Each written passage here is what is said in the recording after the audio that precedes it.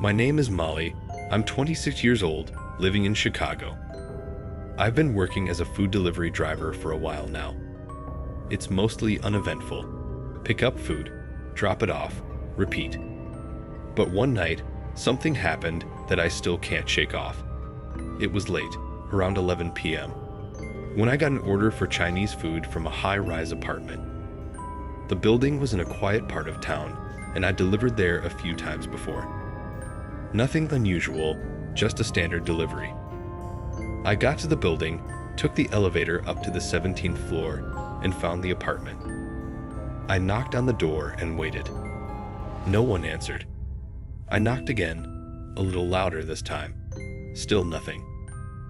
Figuring they were busy or distracted, I pulled out my phone and called the number the customer had provided. After a few rings, someone picked up. But instead of a greeting, I heard this faint whisper, almost like someone was struggling to talk. It was eerie. I couldn't make out what they were saying before the call abruptly cut off. My first thought was that the connection had dropped, so I tried calling back, but it went straight to voicemail. Feeling uneasy, I left the food by the door and headed back to my car. As I drove home, I couldn't stop thinking about that whisper on the phone.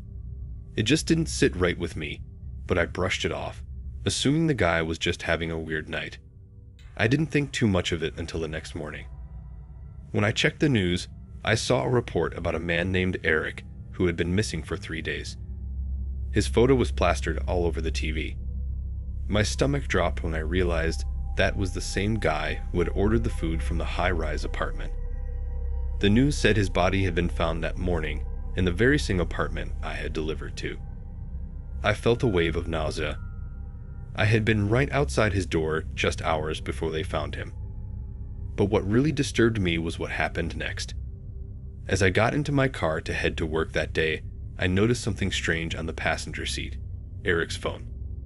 I froze, trying to make sense of it. I had never taken it. I never even saw the man in person. And yet, his phone was there, in my car, like it had been there the whole time. I called the police immediately and told them everything. They were just as confused as I was. No one could figure out how Eric's phone had ended up in my car. There was no evidence of foul play, no sign of anyone else in the apartment. The only thing they could confirm was that Eric had been dead for at least a day before I made the delivery. To this day, I don't know how that phone ended up in my car or who I spoke to on the phone that night.